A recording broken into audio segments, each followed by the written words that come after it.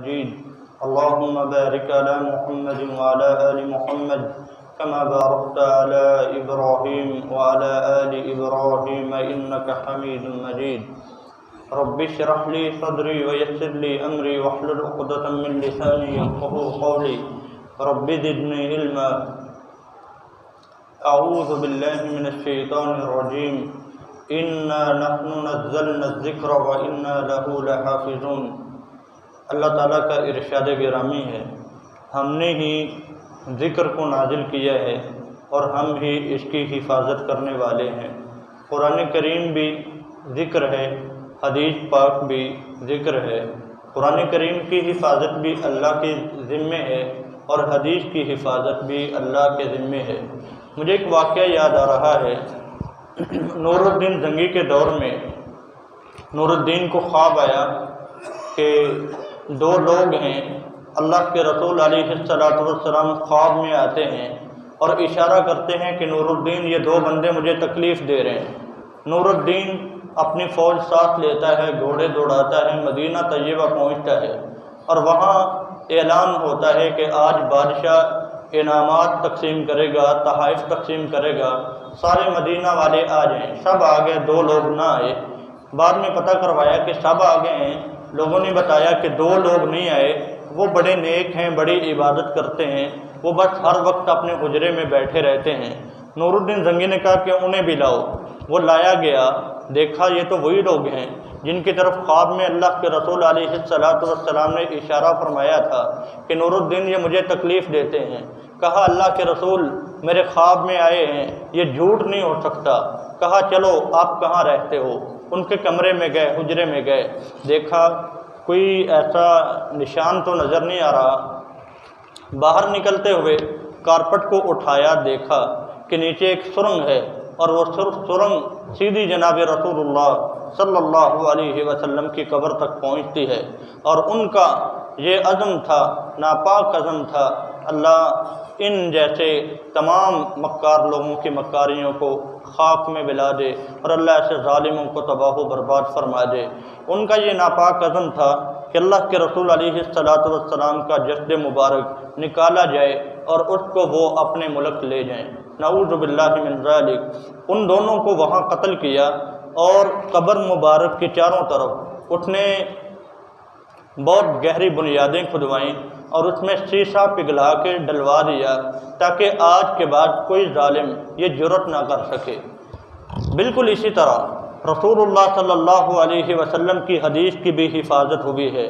اللہ نے جناب رسول اللہ صلی اللہ علیہ وسلم کی حدیث کے چاروں طرف اتنی مضبوط دیوار کھڑی کر دی ہے کہ دنیا کا کوئی بھی شخص اگر وہ کہے کہ میں ایسی حدیث بیان کروں گا کوئی ایسی بات بیان کروں گا جسے حدیث سمجھ لیا جائے، یہ ہو نہیں سکتا۔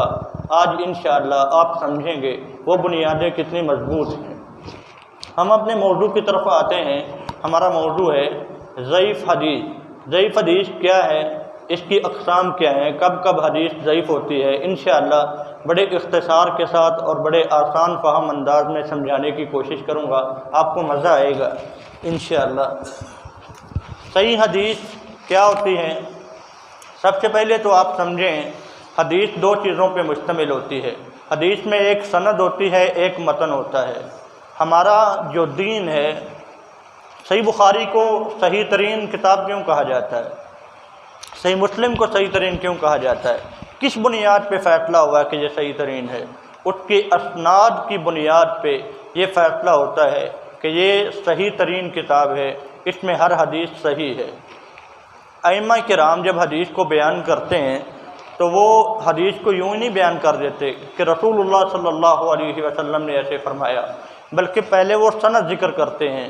جیسے کہ امام بخاری رحمہ اللہ کہتے ہیں حدثنا عبداللہ ابن مسلمہ عن مالک عن ابی الزناد عن الاعرج عن ابی ہریرہ، کہتے ہیں مجھے میرے استاد عبداللہ بن مسلمہ نے حدیث بیان کی، ان کو ان کے استاد مالک نے، امام مالک رحمہ اللہ جو مدینہ کے مشہور امام ہیں، انہوں نے حدیث بیان کی، ان کو ابو الزناد نے حدیث بیان کی، ان کو اعرج نے حدیث بیان کی، اور انہوں نے یہ حدیث جناب ابو ہریرہ رضی اللہ تعالی عنہ سے سنی، اور جناب ابو ہریرہ رضی اللہ تعالی عنہ نے یہ حدیث خود رسول اللہ صلی اللہ علیہ وسلم سے سماعت فرمائی۔ اور آگے اس حدیث کا آتا ہے متن۔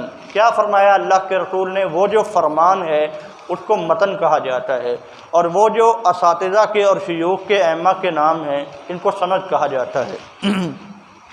یہ بات آپ کی سمجھ میں آ گئی ہوگی کہ سند کسے کہتے ہیں اور متن کسے کہتے ہیں۔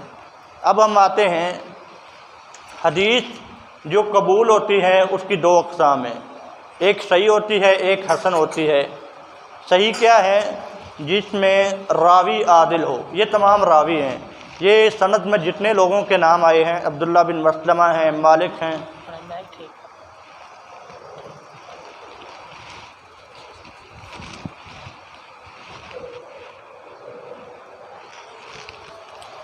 یہ جتنے لوگوں کے نام آئے ہیں یہ سب کیا ہیں؟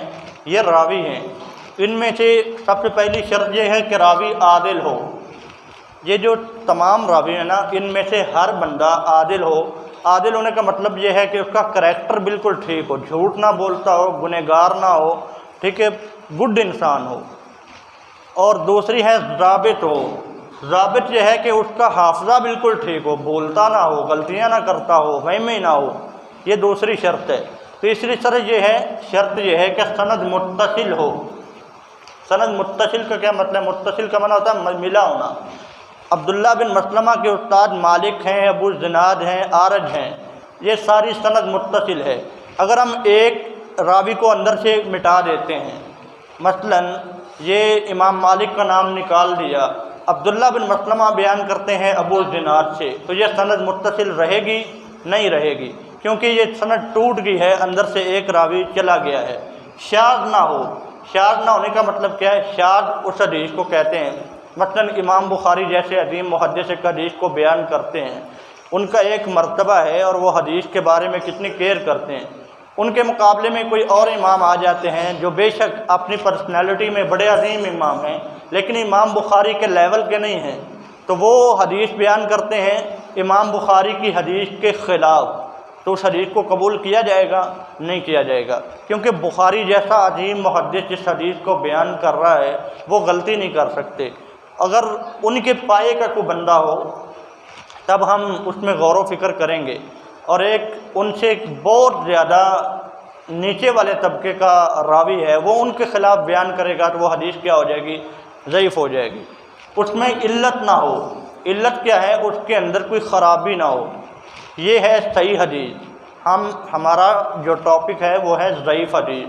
ہم نے ضعیف کے لیے پہلے اس کو سمجھنا ضروری تھا کہ صحیح کسے کہتے ہیں۔ ایک صحیح حدیث قبول کی جاتی ہے اور دوسری حدیث جو قبول کی جاتی ہے وہ ہے حسن۔ حسن کسے کہتے ہیں؟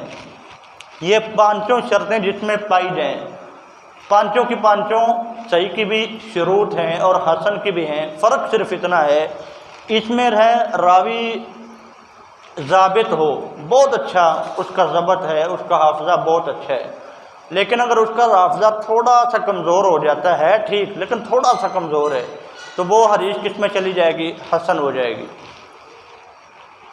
اب ہم اپنے موضوع کی طرف آتے ہیں۔ ہمارا موضوع ہے ضعیف حدیث۔ ضعیف حدیث کی تعریف کی ہے امام بیقونی رحمہ اللہ نے۔ امام بیقونی رحمہ اللہ نے ایک کتاب لکھی ہے، وہ صرف 3-4 صفحوں میں ایک کتاب ہے، اس کو المنظومہ البیقونیہ کہا جاتا ہے، اور وہ اتنی عظیم کتاب لکھی ہے کہ اس کی شروحات پہ محدثین نے کئی سو صفحات پہ کتابیں لکھ دیں۔ انہوں نے تھوڑے سے الفاظ میں اتنی جامعیت کے ساتھ حدیث کے اصولوں کو بیان کیا ہے کہ اس پہ بڑی بڑی شروحات لکھی ہوئی ہیں۔ تو انہوں نے صرف ایک شعر میں ضعیف حدیث کی تعریف سمجھائی۔ وہ کہتے ہیں وَكُلُّ مَا عَنْ رُتْبَةِ الْحَسَنِ قَصَرَ فَهُوَ الضَّعِيفُ وَهُوَ أَقْسَامٌ كَثِرٌ۔ حسن حدیث آپ نے پڑھی جس میں راوی کا حافظہ تھوڑا سا کمزور ہو، وہ حسن ہو جاتی، بہت اچھا ہو تو صحیح ہو جاتی۔ اگر تھوڑا سا بھی اس میں کمزوری آ گئی ہے حافظے میں، وہ حسن ہے۔ اگر اس سے بھی نیچے چلا جاتا ہے تو وہ حدیث کیا ہو جاتی ہے؟ وہ حدیث ضعیف ہو جاتی ہے۔ ضعیف حدیث ضعیف کیوں ہوتی ہے؟ اس کی 2 وجہیں ہیں۔ پہلی وجہ، حدیث کا جو اس کے ضعیف ہونے کا مسئلہ ہے وہ اس کی سند میں ہوتا ہے۔ سند میں کوئی مسئلہ ہوتا ہے جس وجہ سے وہ حدیث کیا ہو رہی ہوتی ہے، ضعیف ہو رہی ہوتی ہے۔ جیسے یہ سند ہے، آپ نے پڑھی، سند میں کوئی مسئلہ ہو جائے تو وہ حدیث کیا ہو جاتی ہے، ضعیف ہو جاتی ہے۔ اور اسی طرح راوی پر الزام، اگر اس سند میں سے کسی ایک راوی پہ کوئی الزام عائد ہو جاتا ہے، اس میں کوئی خرابی آ جاتی ہے، وہ خرابی کیا ہے، وہ یہ سب خرابیاں لکھی ہوئی ہیں، ابھی ہم پڑھیں گے انشاءاللہ۔ اگر کسی راوی پہ کوئی الزام آ جاتا ہے، کوئی خرابی آ جاتی ہے، تو بھی حدیث کیا ہو جائے گی، ضعیف ہو جائے گی۔ پہلی چیز، جب اس کی سند ٹوٹ جائے، اس قاطع سند، جب اس کی سند ٹوٹتی ہے تو حدیث کیا ہو جاتی ہے، ضعیف ہو جاتی ہے۔ اس کی پہلی قسم ہے معلق۔ معلق حدیث جب ٹوٹتی ہے تو اس کی کئی قسمیں بنتی ہیں، یا تو وہ معلق ہوگی، یا مرسل ہوگی، یا معضل ہوگی، یا منقطع ہوگی، ان میں سے کوئی بھی شکل ہوگی سند کے ٹوٹنے کی۔ اچھا، سند اگر اس طرح ٹوٹے کہ یہاں امام بخاری بیان کر رہے ہیں اور ساری سند کو بیان کرتے ہیں، پھر حدیث کو بیان کرتے ہیں، اگر امام بخاری رحمہ اللہ سیدھا ہی کہہ دیں کہ قال ابو ہریرہ رضی اللہ عنہ یا ان ابی ہریرہ رضی اللہ عنہ، اور وہ ساری سند کو ختم کر دیں، تو وہ حدیث کیا ہو جائے گی، ضعیف ہو جائے گی۔ ہمیں کیا پتہ کہ وہ جو انہوں نے پوری سند ختم کی ہے، کیا وہ سارے بندے صحیح ہیں یا نہیں۔ امام بخاری رحمہ اللہ صحیح بخاری میں تھے، صحیح بخاری کی تمام احادیث صحیح ہیں، اس کی معلقات بھی صحیح ہیں۔ ہم کسی اور کتاب کی بات کرتے ہیں، ابن ماجہ کی بات کرتے ہیں، سنن ابن ماجہ کی۔ امام ابن ماجہ رحمہ اللہ تعالیٰ پوری سند کو بیان نہیں کرتے۔ اب امام ابن ماجہ کہہ دیتے ہیں کہ ابو ہریرہ رضی اللہ تعالیٰ عنہ بیان کرتے ہیں، تو امام ابن ماجہ نے سیدنا ابو ہریرہ سے سنا ہے؟ نہیں سنا۔ ان کے درمیان کئی سو سال کا ڈسٹینس ہے، تو انہوں نے ان کو دیکھا نہیں، سنا نہیں۔ سیدنا ابو ہریرہ نے جس کو حدیث بیان کی تھی، اس نے آگے بیان کی تھی، اس نے آگے بیان کی تھی، اس نے جناب ابن ماجہ کو بیان کی تھی رحمہ اللہ کو۔ یہ جو درمیان میں اتنے بندے آ رہے ہیں، کیا یہ واقعی اس قابل ہیں کہ ان پہ اعتماد کیا جائے اور اس حدیث کو صحیح مان لیا جائے؟ تو ہمیں تو پتہ ہی نہیں ہے وہ بندے کون سے ہیں۔ وہ ساری سند ختم ہو جاتی ہے، اس کو کیا کہتے ہیں، معلق کہتے ہیں۔ اس حدیث کو ہم صحیح نہیں مانیں گے۔ اور دوسری ہے مرسل۔ مرسل کیا ہوتی ہے؟ تابعی کے بعد کون ہوتا ہے؟ صحابی، اور اس کے بعد کون ہوتے ہیں؟ جناب رسول اللہ صلی اللہ علیہ وسلم۔ تابعی جب حدیث کو بیان کرتا ہے تو وہ کیا کہتے ہیں، مجھے فلاں صحابی نے بیان کیا ہے، ٹھیک ہے، اور وہ صحابی کہتے ہیں مجھے رسول اللہ نے بیان کیا ہے۔ اب اگر تابعی کہہ دیں کہ مجھے رسول اللہ نے بیان کیا ہے یا رسول اللہ ایسے فرماتے ہیں، تو ہمیں کیا پتہ وہ جو تابعی بیان کر رہے ہیں انہوں نے کن سے سنا ہے، کیا وہ صحیح ہیں یا نہیں ہیں، تو ہم اس کو بھی صحیح نہیں مانیں گے۔ مرسل حدیث پہ بہت سارے ائمہ کے اپنے موقف ہیں۔ امام احمد، امام ابو حنیفہ، امام مالک رحمہم اللہ، جو بڑے بڑے امام ہیں، وہ کہتے ہیں اگر مرسل روایت بیان کرنے والا تابعی ثقہ ہے، ہمیں یقین ہے کہ یہ جھوٹ نہیں بولتا، وہ بندہ صحیح ہے۔ جیسے یہاں تابعی کون ہیں؟ ابو ہریرہ صحابی ہیں، اور عارج کیا ہیں؟ وہ تابعی ہیں۔ اب ہمیں پتہ کہ عارج بالکل ٹھیک ہیں، ان کا کریکٹر ٹھیک ہے، ان کا ضبط ٹھیک ہے، یہ جب حدیث بیان کرتے ہیں تو صحیح بیان کرتے ہیں۔ اب عارج کہتے ہیں کہ رسول اللہ صلی اللہ علیہ وسلم نے فرمایا، تو اب ہمیں نہیں پتہ کہ عارج نے کن سے سنا ہے۔ رسول اللہ صلی اللہ علیہ وسلم سے تو انہوں نے سنا ہی نہیں، کیونکہ انہوں نے نہ اللہ کے رسول کو دیکھا، نہ ان سے ملاقات ہوئی۔ تو امام مالک، امام احمد بن حنبل اور امام ابو حنیفہ جیسے بڑے ائمہ کہتے ہیں اگر یہ تابعی ثقہ ہے تو ہم اس حدیث کو صحیح مان لیں گے، ہم اس حدیث کو کیا مان لیں گے؟ صحیح۔ امام شافعی رحمہ اللہ کہتے ہیں نہیں، ایسا نہیں ہو سکتا۔ الرسالہ امام شافعی رحمہ اللہ کی بڑی خوبصورت کتاب ہے، اس میں وہ کہتے ہیں ہم دیکھیں گے وہ جو راوی، جو تابعی روایت کو مرسل بیان کر رہا ہے، صحابی کو چھوڑ رہا ہے، اس کے ہم کچھ شروط عائد کریں گے۔ اگر وہ شرطیں واقعتاً اس کے اندر پائی جائیں گی تو ہم اس حدیث کو تقسیم کر لیں گے۔ مثلاً وہ کہتے ہیں تابعی بڑی عمر کا ہو، اس نے واقعی بڑے بڑے صحابہ سے سنا ہو، تو تب ہم مان لیں گے کہ واقعی اس کی حدیث ٹھیک ہے۔ اگر تابعی بہت چھوٹی عمر کا ہے، اس نے بڑے صحابہ کو ملا ہی نہیں ہے، شاید اس نے کسی اور تابعی سے بیان کیا ہو اور پتہ نہیں وہ تابعی ثقہ ہے یا نہیں ہے، مثلاً عارج بیان کر رہے ہیں۔ اب عارج ویسے تو شاگرد ہیں امام ابو ہریرہ رضی اللہ تعالیٰ عنہ کے، اب ایسا بھی عارج چھوڑ دیتے ہیں ابو ہریرہ رضی اللہ تعالیٰ عنہ کو، اب ایسا بھی ہو سکتا ہے کہ عارج جو حدیث بیان کر رہے ہیں وہ انہوں نے جناب ابو ہریرہ سے نہ سنی ہو، انہوں نے کسی اور تابعی سے سنی ہو، اور انہوں نے پھر کسی اور آگے تابعی سے سنی ہو، اور انہوں نے صحابی سے سنی ہو، اور انہوں نے رسول اللہ سے سنی ہو، اور جن بندوں کو وہ حذف کر رہے ہیں، اندر سے نام نکال رہے ہیں، ہو سکتا ہے ان میں کوئی ضعیف ہو، ٹھیک ہے، تو تب ہم اس حدیث کو کیا کہہ دیتے ہیں؟ ضعیف کہہ دیتے ہیں۔ اس حدیث کو بھی ہم حجت تسلیم نہیں کریں گے، حق تسلیم نہیں کریں گے۔ اور تیسری روایت جو ضعیف ہو جاتی ہے وہ ہے موضل۔ موضل کیا ہے؟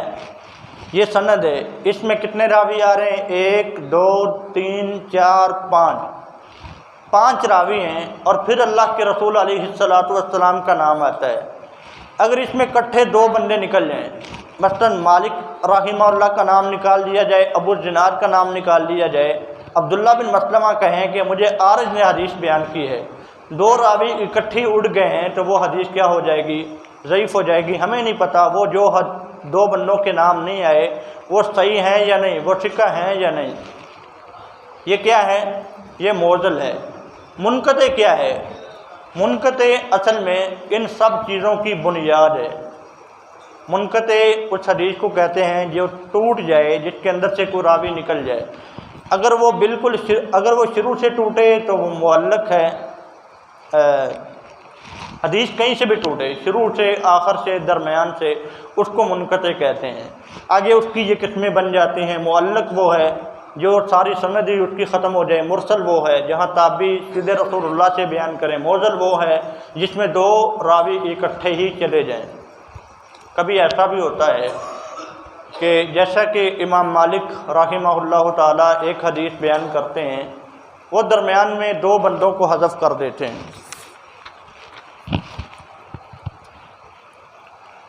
اور امام مالک رحمہ اللہ سیدھی حدیث بیان کرتے ہیں سیدنا ابو ہریرہ رضی اللہ تعالیٰ عنہ سے۔ اب امام مالک سیدنا ابو ہریرہ کو نہیں ملے، درمیان میں 2 بندوں کا واسطہ آتا ہے، 2 بندوں کے نام آتے ہیں، ان کے نام یہاں ذکر نہیں ہیں۔ تو کبھی کبھی ایسا بھی ہوتا ہے کہ وہ 2 نام کوئی اور امام ذکر کر دیتا ہے، جیسا کہ امام بخاری رحمہ اللہ تعالیٰ ہیں، انہوں نے یہی روایت اپنی صحیح بخاری میں ذکر کی ہے۔ انہوں نے جو 2 بندے امام مالک رحمہ اللہ نے چھوڑے تھے، ان دونوں کا نام ذکر کیا ہے۔ وہ کہتے ہیں کہ مالک جب ابو ہریرہ سے بیان کر رہے ہیں تو درمیان میں 2 بندے آتے ہیں، ایک محمد بن عجلان ہیں اور دوسرے ان کے والد عجلان ہیں، اور وہ جناب ابو ہریرہ رضی اللہ تعالیٰ عنہ سے بیان کرتے ہیں۔ جب اس کی وضاحت آ جاتی ہے تو وہ حدیث کیا ہو جاتی ہے؟ صحیح ہو جاتی ہے۔ وضاحت نہیں آئی، 2 بندے اندر سے حذف ہیں، تو وہ حدیث ضعیف ہی رہتی ہے۔ اس کے بعد 2 چیزیں رہ گئیں، ایک ہے مدلس، ایک ہے مرسل۔ ہمارا ٹائم کتنا باقی؟ 10-15 منٹ، 7 منٹ رہ گئے جی، جزاک اللہ۔ مدلس، ایک حدیث ہوتی ہے مدلس۔ مدلس کیا ہے؟ دیکھیں ائمہ نے کتنا اہتمام کیا حدیث کی حفاظت کا۔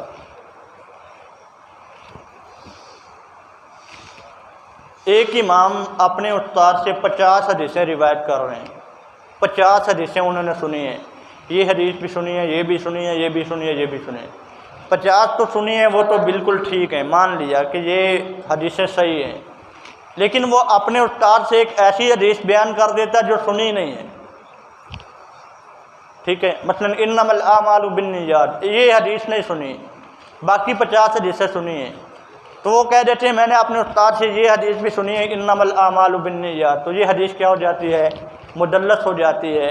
دیکھیں ائمہ نے کتنا اہتمام کیا ہے، وہ اس حدیث کا بھی پتہ لگا رہے، کہتے ہیں اس نے اپنے استاد سے اتنی حدیثیں سنی ہیں، ان میں یہ حدیث نہیں ہے، لہٰذا ہم اس کو نہیں مانیں گے۔ ویسے اس کی بڑی ڈیٹیل ہے، ہم اس میں نہیں جاتے۔ اور ایک ہے مرسل خفی۔ مرسل خفی کیا ہے؟ مرسل خفی یہ ہے دو امام ایک ہی وقت میں، ایک ہی ان کا زمانہ ہے، وہ ہم عصر ہیں، تو ایک امام دوسرے سے حدیث بیان کرتا ہے، ہم سمجھ سکتے ہیں کہ یہ صحیح ہو سکتی ہے، دونوں کا زمانہ ایک ہے، جیسا کہ اس مسجد کے خطیب ہیں قاری صبغت اللہ حسن صاحب، راجوال کے جو شیخ ہیں وہ ہیں شیخ عبید الرحمن محسن حفظ اللہ تعالی۔ یہ دونوں علماء کرام، اگر ہم کہتے ہیں کہ قاری صاحب نے فلاں شیخ سے سنا ہے، دونوں کا زمانہ ایک ہے، اب دیکھنے میں ہم اس پہ یقین کر لیں گے کہ زمانہ ایک ہے، دونوں علماء کرام میں ملے ہوں گے، کہیں انہوں نے کچھ سنایا ہوگا، انہوں نے سنا ہوگا، لیکن جب ہم تفصیل میں جاتے ہیں تو ہمیں پتہ چلتا ہے دونوں کا زمانہ بے شک ایک ہے، لیکن سرے سے انہوں نے ایک دوسرے سے حدیث سنی ہی نہیں ہے، تو پھر اس حدیث کو کیا کہتے ہیں؟ مرسل خفی کہتے ہیں۔ اس کے بعد ہے، یہ وہ اسباب تھے جن کی وجہ سے حدیث ضعیف ہوتی ہے، اور ان کا تعلق ہے سند کے ٹوٹ جانے سے۔ سند میں ایک راوی نکلا، دو نکلے، شروع سے نکلا، آخر سے نکلا، جہاں سے بھی کچھ وہ خرابی واقع ہوتی ہے سند میں، اس وجہ سے جو حدیث ضعیف ہو جاتی ہے، وہ یہ اسباب ہیں جو ہم نے آپ کے سامنے ذکر کیے ہیں۔ نمبر 2 پہ جو حدیث ضعیف ہوتی ہے اس کا تعلق ہے ہر راوی کی اپنی ذاتیات سے، وہ راوی خود کیسا ہے، ٹھیک ہے۔ نمبر 1 ہے الکذب، الوضع، جھوٹ بولنا۔ ایک بندے کا پتہ یہ جھوٹ بولتا ہے، بات بات پہ جھوٹ بولتا ہے، اگر وہ عام دنیا میں جھوٹ بولتا ہے تو کوئی شک نہیں وہ حدیث میں بھی جھوٹ بولتا ہوگا۔ تو جب ہمیں پتہ چلتا ہے یہ جھوٹا انسان ہے، ہم کیا کہہ دیتے ہیں؟ یہ اس کی حدیث کو لے جاؤ، ہم اس کو تسلیم نہیں کریں گے۔ اور آپ کو ہمارے اساتذہ کرام نے بتایا ہوگا، یہ جو رجال کا سلسلہ ہے اور ان کے جو احوال ہیں، ان کو ہمارے ائمہ نے اتنے اہتمام کے ساتھ محفوظ کیا ہے کہ شاید ایک باپ اپنے بیٹے کو اتنا نہ جانتا ہو، اور بیٹا اپنے باپ کو اتنا نہ جانتا ہو، شاید آپ اپنی خالہ کو، اپنے ماموں کو، اپنے چاچو کو اتنا نہیں جانتے ہوں گے جتنا ایک امام کتنے ہزار راویوں کے بارے میں جانتا تھا۔ اس کو پتہ تھا فلاں بندہ کب پیدا ہوا، کب فوت ہوا، کتنے اساتذہ سے اس نے سنا، باقاعدہ سارے اساتذہ کے نام لکھتے ہیں، امام ابن حجر رحمہ اللہ اور سارے، امام ذہبی، طبقات الکبریٰ اٹھائیں ابن سعد کی، آپ حیران ہو جائیں گے، ہر راوی کا نام لکھا ہے، اس کے سارے شیوخ کا نام لکھا ہے کہ اس نے اتنے اساتذہ سے سنا ہے، اتنے شاگردوں نے اس سے حدیث بیان کی ہے، یہ فلاں فلاں شہر میں گیا ہے، اس نے فلاں فلاں جگہ سفر کیے ہیں، ایک ایک چیز وہ ہے محفوظ ہے۔ تو یہ بھی اس میں یہ کوئی بعید نہیں ہے کہ اس بندے کے بارے میں پتہ ہو کہ یہ جھوٹا ہے۔ آپ کے محلے میں، آپ کے گاؤں میں، شہر میں ایک بندہ جو مارکیٹ میں بیٹھا ہوا ہے وہ جھوٹ بولتا، سب کو پتہ ہے یہ جھوٹ بولتا ہے۔ اس کے بعد ہے متہم بالکذب، ایک بندہ جھوٹ تو نہیں بولتا لیکن اس پہ تہمت لگی ہوئی ہے کہ یہ جھوٹ بول جاتا ہے، اس کی حدیث کو بھی قبول نہیں کیا جائے گا۔ اس پہ تہمت ہے، ہو سکتا ہے اس نے جھوٹ بولا ہو، کتنا اہتمام ہے حدیث کی حفاظت میں۔ اور تیسرا ہے الفسق، نافرمان بندہ، جو بندہ گناہ کرتا ہے، جو بندہ باز نہیں آتا دغا دینے سے، باز نہیں آتا کم تولنے سے، باز نہیں آتا دوسروں کو تنگ کرنے سے، پریشان کرنے سے، جو بندہ فاسق و فاجر ہے، گنہگار انسان ہے، اس کی حدیث کو بھی تسلیم نہیں کیا جائے گا۔ اس کے بعد ہے البدع، ایک بندہ بدعتی ہے، اس کی حدیث کو بھی تسلیم نہیں کیا جائے گا۔ میں آپ کو مثال دیتا ہوں، مثلاً یہ حنفی ہیں تو انہوں نے امام ابو حنیفہ کی شان پہ حدیثیں لکھی ہیں۔ اب اللہ کے نبی نے امام ابو حنیفہ کو دیکھا تھا؟ نہیں دیکھا تھا۔ اب شافعیوں نے امام شافعی کے مناقب میں حدیثیں لکھی ہیں کہ اللہ کے رسول نے فرمایا شافعی ایسے ہوں گے، اللہ کے رسول نے شافعی رحمہ اللہ کو دیکھا تھا؟ نہیں دیکھا۔ اس طرح ایک بندہ بیان کرتا ہے کہ سب سے افضل انسان علی ہیں رضی اللہ تعالیٰ عنہ، جس نے انکار کیا اس نے کفر کیا۔ تو یہ کیا ہے؟ وہ اپنے مسلک کی سپورٹ میں، اپنے عقیدے کی سپورٹ میں بات کر رہا ہے، وہ بدعتی انسان ہے، تو بدعتی انسان کی روایت کو بھی قبول نہیں کیا جائے گا۔ اس کے بعد ہے الجہالہ، جو جاہل انسان ہے، جس کو دین کی بنیادی چیزوں کے نہیں پتہ، عقائد کا نہیں پتہ، حلال و حرام کا نہیں پتہ، مسائل کا نہیں پتہ، وہ حدیث کو بیان کر رہا ہے، پتہ نہیں وہ بات کچھ بیان کر رہا ہے اور سمجھا کچھ اور رہا ہے، لیکن سمجھانا کچھ اور چاہ رہا ہے، ٹھیک ہے، وہ بات کو صحیح سمجھا نہیں پا رہا، وہ جاہل انسان ہے، تو اس کی حدیث کو بھی تسلیم نہیں کیا جائے گا۔ یہ چیزیں تھیں جن کا تعلق ہر راوی کی اپنی ذاتیات سے تھا، کہ یہ خامی، یہ عیب اگر اس راوی کے اندر پایا جاتا ہے تو وہ راوی جس حدیث میں آ جائے گا پوری سند کو اڑا دیا جائے گا، ختم۔ اگر اس میں سارے لوگ ٹھیک ہیں، عبداللہ بن مسلمہ بھی ٹھیک ہیں، مالک بھی ٹھیک ہیں، خدا نہ خواستہ کوئی راوی اس میں آ جاتا ہے اور اس راوی میں ان عیبوں میں سے کوئی عیب پایا جاتا ہے تو پوری سند کو ختم کر دیا جائے گا، اس حدیث کو تسلیم نہیں کیا جائے گا۔ اچھا، یہ چیزیں تھیں جن کا تعلق ہر راوی کی اپنے ذاتیات سے تھا، لیکن ان کے ذاتی کریکٹر سے تھا۔ اب کچھ چیزیں ایسی ہیں جن کا تعلق ان کے ذاتی کریکٹر سے نہیں ہے بلکہ ان کے حافظے سے ہے۔ وہ بالکل ٹھیک ہے، وہ نیک بھی ہے، وہ جھوٹا بھی نہیں ہے، اس پہ جھوٹ کی تہمت بھی نہیں لگی، وہ نیک بھی بہت ہے اور وہ بڑا عالم فاضل انسان ہے، وہ ہر بات کو سمجھتا ہے، سب کچھ ٹھیک ہے، لیکن اس کا حافظہ کمزور ہے، ہو سکتا ہے وہ حدیث کو صحیح یاد نہ رکھ سکا ہو، اس کی حدیث کو بھی تسلیم نہیں کیا جائے گا، اس کی حدیث بھی کیا ہو جائے گی؟ ضعیف ہو جائے گی۔ وہ بہت زیادہ غلطیاں کرنے والا بندہ ہے، ایک بندے کے بارے میں پتہ چل جاتا ہے وہ جب بھی حدیث بیان کرتا ہے وہ غلطیاں بہت کرتا ہے، اس کی حدیث کیا ہو جائے گی؟ ضعیف ہو جائے گی۔ کہ اس کا حافظہ کمزور ہے، اس کی حدیث کیا ہو جائے گی؟ ضعیف ہو جائے گی۔ کثرت غفلت، وہ بندہ پرواہ ہی نہیں کرتا حدیث کی، اس کو کیسے میں نے بیان کرنا ہے، ایک ایک چیز کو کیسے میں نے اس کا خیال رکھنا ہے، لاپرواہ انسان ہے، غافل انسان ہے، ٹھیک ہے، اس کی حدیث کو بھی تسلیم نہیں کیا جائے گا، اس کی حدیث بھی کیا ہو جائے گی؟ ضعیف ہو جائے گی۔ الوہم، وامی بندہ ہے، اس کو وہم ہو جاتا ہے بات بات پہ، مثلاً قسم کا کفارہ ہے کہ اگر وہ پہلی 2 شرطیں پوری نہیں کر سکتا وہ 3 روزے رکھ لے، اب اس کو یاد نہیں رہتا، پتہ نہیں 3 روزے ہیں یا 2 روزے ہیں، تہجد کی 8 رکھتے ہیں یا 10 رکھتے ہیں، وہ اس کو وہم ہو جاتا ہے، تو وہمی آدمی کی بھی حدیث کیا ہو جاتی ہے؟ ضعیف ہو جاتی ہے۔ اور اسی طرح مخالفت الثقات، بندہ ٹھیک ہے بھی نیک ہے، عالم فاضل بندہ ہے، لیکن جب وہ حدیث بیان کرتا ہے اس کی حدیث امام بخاری، مسلم جیسے بڑے بڑے ائمہ کی حدیثوں سے ٹکرا رہی ہے، تو اللہ کے نبی کے فرمان ایک دوسرے سے ٹکرا سکتے ہیں؟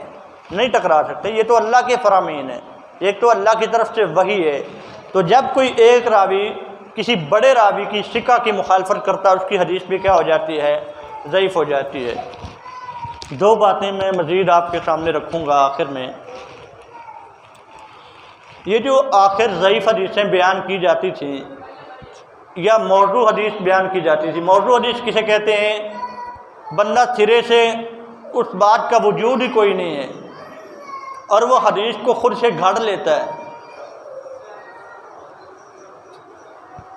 وہ بندہ حدیث کو خود سے گھڑ لیتا ہے، اس حدیث کو کیا کہتے ہیں؟ موضوع کہتے ہیں۔ اب آپ دیکھیں کہ وہ لوگ حدیثیں گھڑتے کیوں تھے؟ پہلا ان کا مقصد ہوتا تھا حدیث گھڑنے کا کہ ان کو اللہ تعالیٰ کا قرب حاصل ہو جائے، ہم لوگوں کو ترغیب دیں گے، اس کام کی اتنی فضیلت ہے، اس کام کی اتنی فضیلت ہے، بے شک وہ حدیث میں نہیں ہے، جب ہم لوگوں کو فضیلتیں بتائیں گے وہ نیکی کے کام کرنے لگ جائیں گے تو ہمیں اللہ کا قرب حاصل ہو جائے گا۔ سوچ کتنی اچھی ہے، لیکن وہ حدیث کیا ہوگی؟ موضوع ہوگی۔ جی ماشاءاللہ، جزاکم اللہ۔ سر کہہ رہے ہیں یہ الگ سے ٹاپک ہے کہ موضوع روایات بیان کیوں کی جاتی ہیں، انشاءاللہ وہ اس میں وضاحت آئے گی۔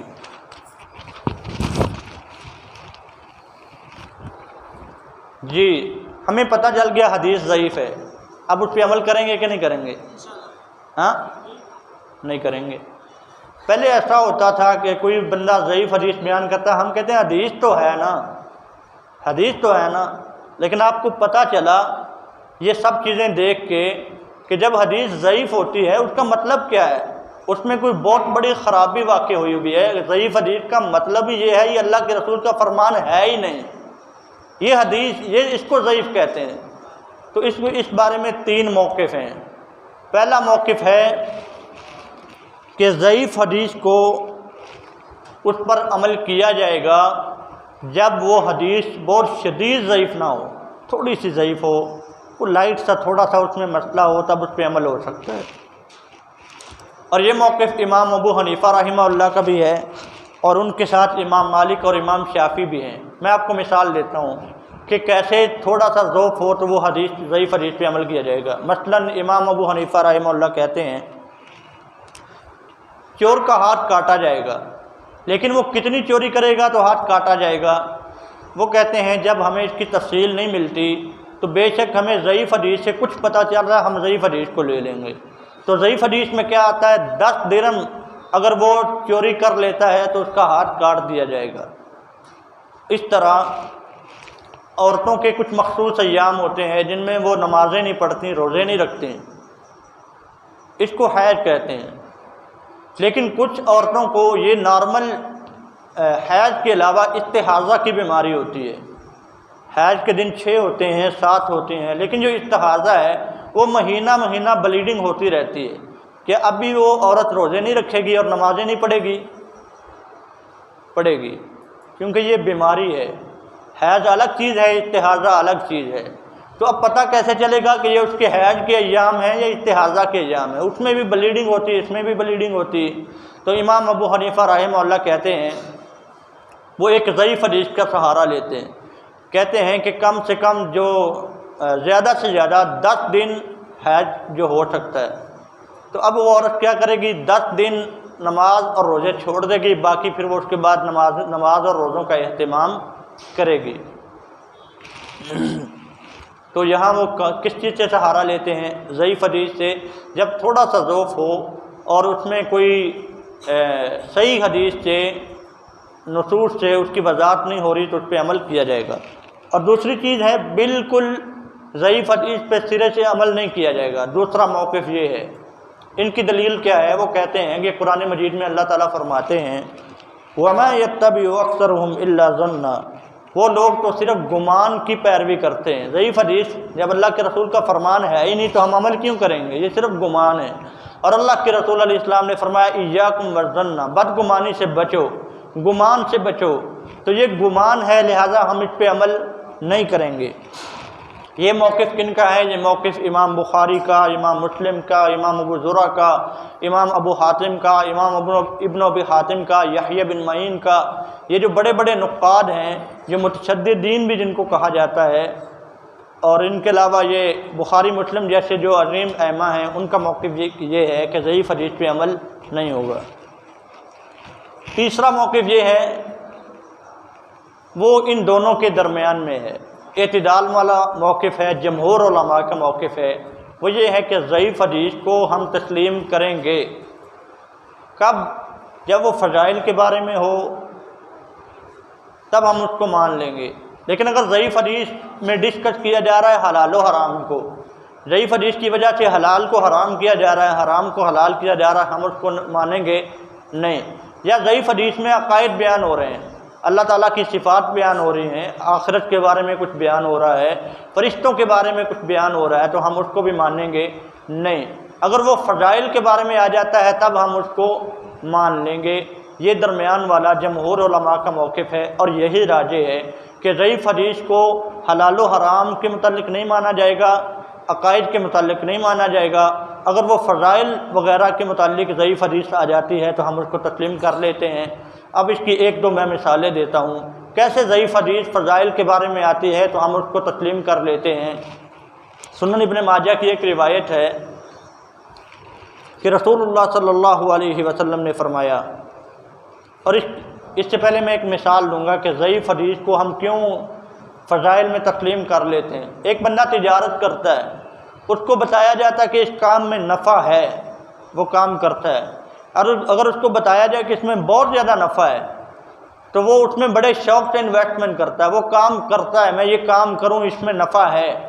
اس طرح ایک کام جائز ہے، مثلا تہجد ہے، نفلی روزے ہیں، پہلے سے ان کا وجود تو اسلام کے اندر ہے، اگر ان کی کوئی فضیلت بتا دیتا ہے کہ ان کی اس قدر بھی فضیلت ہے تو تب وہ فضائل کے بارے میں آ رہی ہیں ہم اس کو مان لیتے ہیں۔ مثلا ابن ماجہ کی ایک روایت ہے کہ رسول اللہ صلی اللہ علیہ وسلم نے فرمایا، حدیث ضعیف روایت ہے، من قام لیلتی العیدین یحتسب للہ لم یمت قلبہ یوم تموت القلوب۔ جو بندہ عیدین کی راتوں میں قیام اللیل کا اہتمام کرتا ہے، عیدین کی راتوں میں بھی وہ قیام اللیل نہیں چھوڑتا، تو اللہ تعالیٰ اس دن بھی اس کے دل کو فوت نہیں کریں گے، نہیں ماریں گے، جس دن سارے دل فوت ہو جائیں گے۔ تو اب قیام اللیل تو ہر رات میں ہے نا، وہ کوئی عیدین کی رات میں ان کو وہ ختم تو نہیں ہو جاتا، وہ تو ہر رات میں ہے۔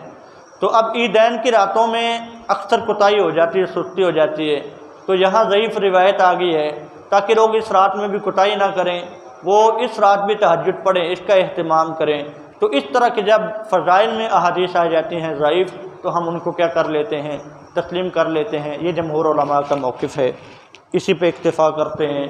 جو حق بولا وہ اللہ کی طرف سے تھا، اس کا احسان تھا، اور جو میرے سے غلطی ہوئی وہ شیطان اور میرے نفس کی شرط سے تھا۔ اللہ تعالی ہمیں حدیث کی خدمت کا ہم سے کام لے، اور یہ حدیث اور اصول حدیث پہ بات کرنا یہ کام بڑے بڑے علماء کا ہے، امام علی بن مدینی کا، یحییٰ بن سعید کا، امام بخاری، امام نسائی رحمہم اللہ کا، امام دارقطنی کا۔ ہم تو انہی کے خادم ہیں، انہی کی باتوں کو آگے پہنچاتے ہیں۔ جس طرح حدیث اس کی جمع کا سلسلہ ختم ہو چکا ہے، ایسے ہی اللہ تعالیٰ نے حدیث کی حفاظت کا جو ایک سلسلہ تھا وہ بھی تقریباً ان لوگوں تک محدود تھا۔ اب جو ہو رہا ہے یہ ختم نہیں ہوا، اینڈ نہیں ہوا، لیکن وہ پہلے لوگوں کی خدمت کا کام ہو رہا ہے، اسی بات کو آگے پہنچایا جا رہا ہے۔ اور ایسے لگتا ہے کہ وہ جو ناقدین تھے، نقاد تھے، اور وہ جو اسماء رجال کے ماہرین تھے، اللہ نے ان کو اسپیشل اسی کام کے لیے دنیا میں بھیجا تھا۔ جب ہم ان کے حالات پڑھتے ہیں کہ کس قدر محنت کے ساتھ انہوں نے یہ کام کیا، ایسے لگتا ہے جیسے وہ انسان نہیں تھے بلکہ آسمانوں سے فرشتے آئے ہوئے تھے۔ ان کو پڑھنا چاہیے، ان کے احوال کی ہمیں خبر ہونی چاہیے، تاکہ ہمیں پتہ چلے ہمارا جو دین ہے جی کتنا خوبصورت دین ہے، اور اس کی حفاظت کا جو بندوبست ہوا ہے کتنا خوبصورت ہوا ہے۔ وآخر دعوانا الحمد للہ رب العالمین۔